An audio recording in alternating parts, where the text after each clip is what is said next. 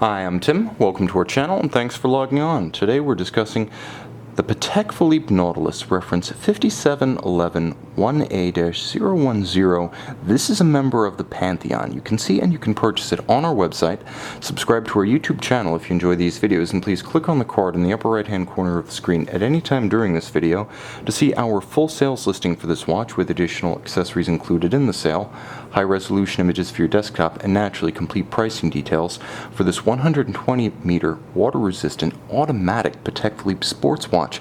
Now the Nautilus, since its inception by the legendary Gerald Genta in 1976, has been one of the points of reference in both the haute de gamme and sports watch categories. This is a watch that is immediately as well finished, impressively specified, and excruciatingly planned and executed as any Patek Philippe dress watch, but it's more than that too, because with stainless steel construction, a full bracelet, and 120 meter water resistance, this is the Patek Philippe that you can wear for anything.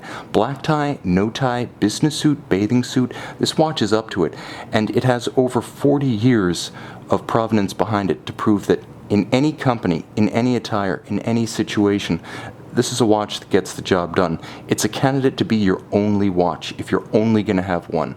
Now this is a timepiece that's easy to wear. 40 millimeters across the diagonal of the case. The wings do extend the case to about 43 millimeters across the wrist, so 40 millimeters is a diagonal, including principally the dimensions, the outermost dimensions of the rounded octagonal bezel. In terms of thickness, it is quite slim. This is a sports watch that's only 8.5 millimeters thick in spite of its water resistance and automatic winding.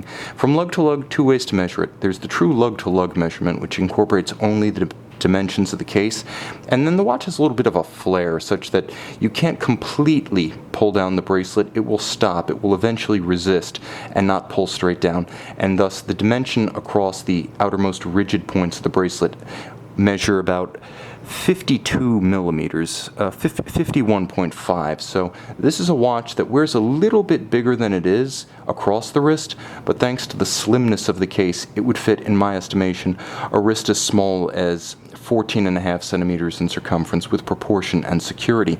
Now everything is beautifully executed. The bracelet, of course, one of the hallmarks of the Nautilus and part of the original Gerald Genta vision.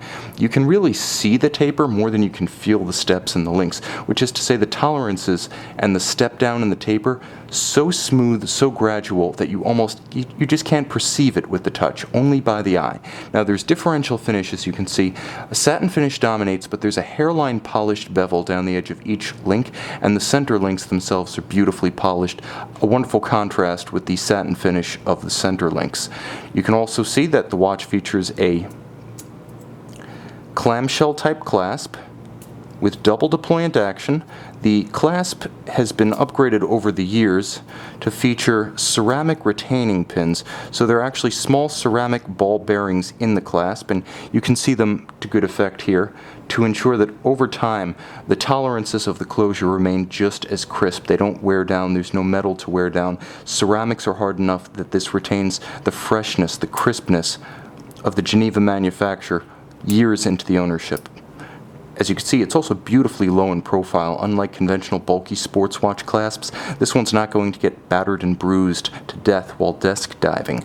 The case and the bezel and the dial, however, are the focal points of the watch. Now you can see the watch featuring a spectacular bezel comprised alternately of curves and facets, polished and satin surfaces. It makes for spectacular contrast, and it's beautifully composed between the taper of the bracelet at top and bottom and the taper of the winglets on each side. The dial features the gradient blue that's made the 5711 a renowned reference within the Nautilus Pantheon.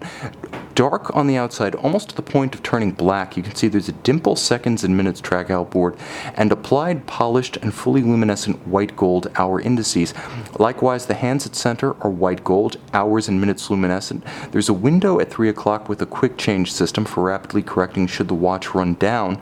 And on the case back, you can see one of the latest iterations of Patek Philippe's manufacturer automatic caliber 324 center seconds and a calendar. This one features a 35 to 45 hour power reserve depending.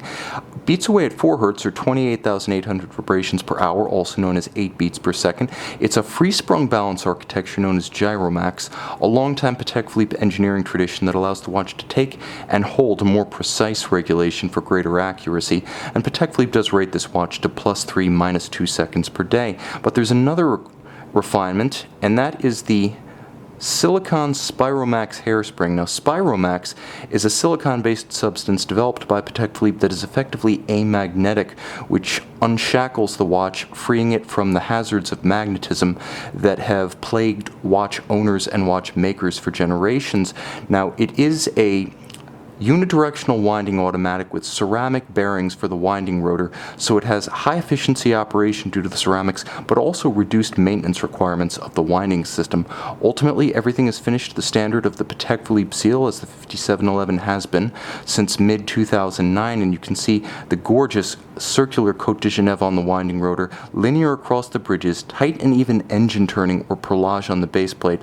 Every jewel and screw sink beautifully polished around its outer edge, with the edge of every bridge mirror polished and rounded by hand. That is the anglage of the movement.